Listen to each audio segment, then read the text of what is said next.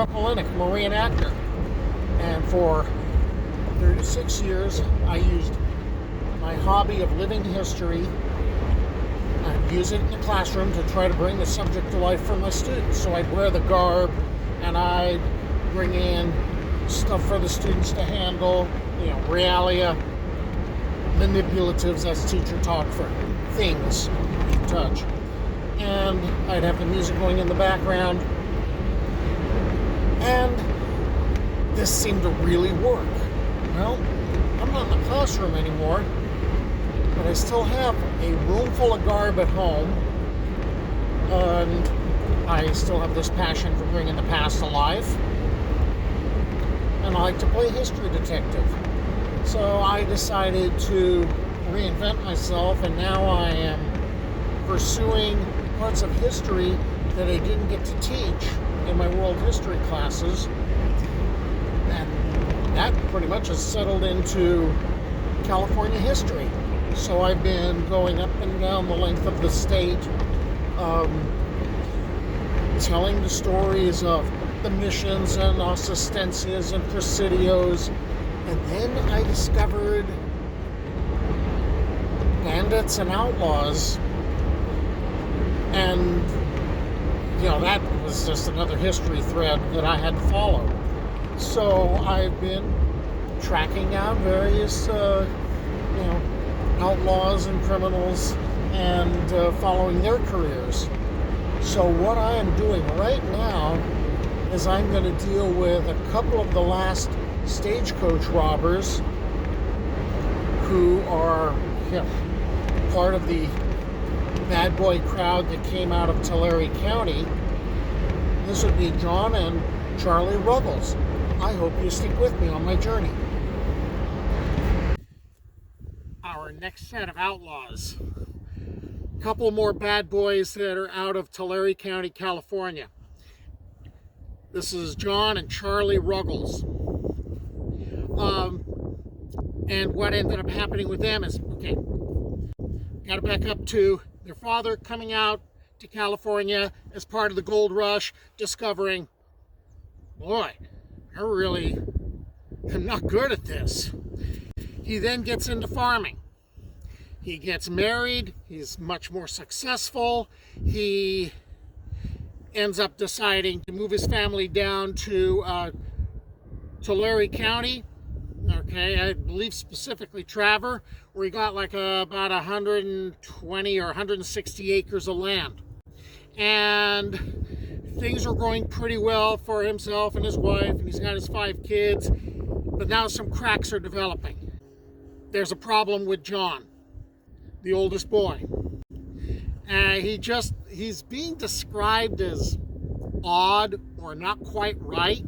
Well, he ends up going to Stockton, and he gets a job there as a stock dealer working for a Dr. Stockton, who, by the way, is treating him for an undisclosed illness.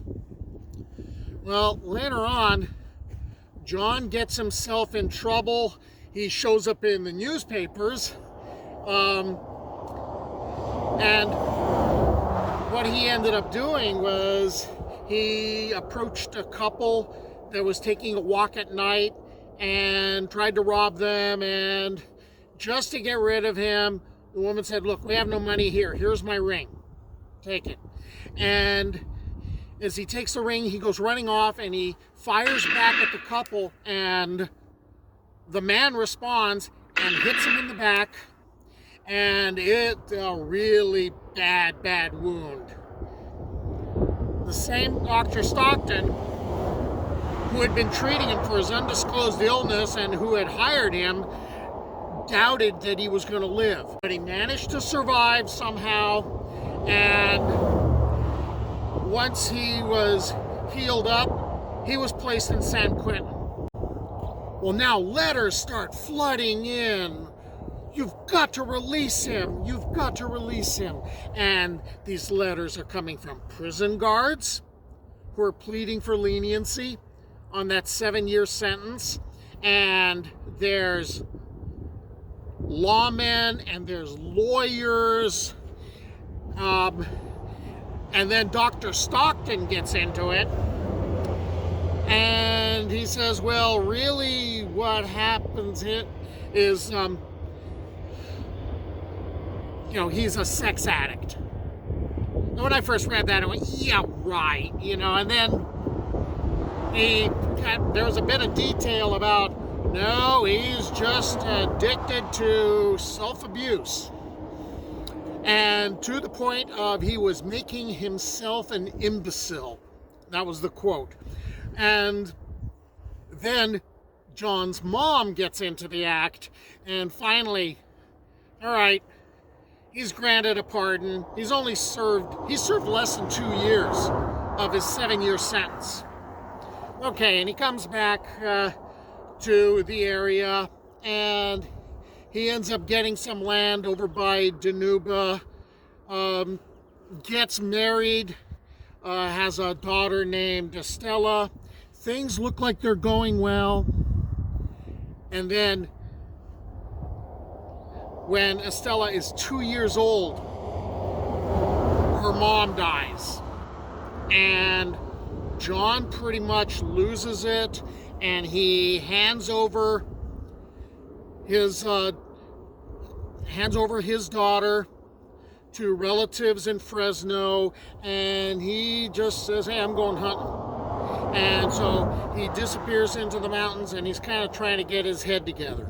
That's where he met a man named Arizona Pete, and they began robbing stagecoaches throughout California and Nevada in the late 1880s. In 1892, by the time Charlie visited him, there had been 16 stage robberies in Shasta County over the previous 5 years, and people were touchy about the subject. He soon talked Charlie into making his living the easy way by robbing a stagecoach. On May 10th, 1892, the brothers robbed the Weaverville stage, but the take was small. The men settled on a location. On May 14th, the pair waited for the Redding and Weaver stage just outside Redding, California, intent upon taking a strongbox filled with some $5,000 in gold coins. The stage was driven by John Boyce. That's him in the red oval driving on a stage on another run. And it was headed east on Middle Creek Road from Shasta to Redding. Its only passenger was George Sir. I circled where he would have ridden in blue, riding up front with the driver. However, the messenger stage guard who would have ridden where the passenger was, Amos Buck Montgomery, he's riding inside the coach. When the stage came to a sharp curve in the road, it slowed, and out of the trees stepped Charles Ruggles. Wearing a long coat and a bandana covering his face, he pointed a shotgun at the driver and ordered Boyce to stop the stage and throw down the strongbox, which Boyce immediately complied to, heaving the heavy box to the ground. Everything was going according to plan until a blast sounded from inside the coach. Montgomery fired his shotgun, riddling Charles in the face and upper body with buckshot.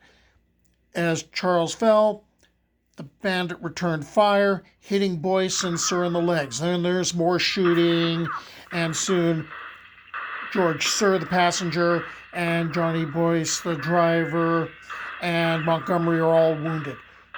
John Ruggles runs up and shoots 35-year-old Montgomery in the back, mortally wounding him. He'd die just within a few hours. Boyce regained control of his team, and he drove as fast as the horses could run, and they got into Redding, where a posse formed. So, Charlie's wounded badly, and it's got like 13 wounds. He's got buckshot in his face and stuff. That's why there's this really neat illustration from the time of him, and you see little X's on his face. That's because they were removing buckshot there. All right, so a posse ends up finding him because he wasn't going very far because he was badly wounded. John cuts out. John takes off because he thinks his brother's dying. And he's hiding out amongst relatives, and once relatives figure out this guy's an outlaw, they report him to the sheriff. And a sheriff, David Wyckoff, shows up at a restaurant where John is having a meal, and some gunfire takes place, and John is wounded in the neck, and John is taken into custody, and now he's dropped off in the same jail where his brother is, so there's a family reunion, and both brothers are very tearful. I thought you were dead, oh my God. And okay, so now they're awaiting trial, and they're awaiting sentencing. Well, what's happening in town is the women in town adore these two. They were described as incredibly handsome, I suppose even with like the X's on the face from the buckshot. And they are bringing bouquets of flowers to the jail. They are bringing cakes that they have baked. They're bringing meals. They're bringing fruit. They're bringing proposals of marriage. And the men in town are really not happy with this at all. And one night, they decide, oh no, that's it, it's over. And they end up showing up at the jail. They're wearing masks. They break into the jail, and the lone jailer is not going to oppose them. He's like, here that way, here are the keys. And so they end up getting taken up by the mob, and they're taken to this one tree that's by a blacksmith shop on the railroad track, and a beam is hung up in the tree to make it more convenient to put up two ropes, and now these two are lynched. Okay, so that's the fate of like the last, or pretty much amongst the last stagecoach robbers. And newspapers like the Los Angeles Times are writing, oh, what happened was really unlawful, but this is going to kind of put a stop to stagecoach robbing in Shasta County. Well, that takes care of the Ruggles brothers, John and Charlie, amongst the last of the stagecoach robbers in California. I hope to find more parts of California history to talk about. I hope you stick with me on my journey.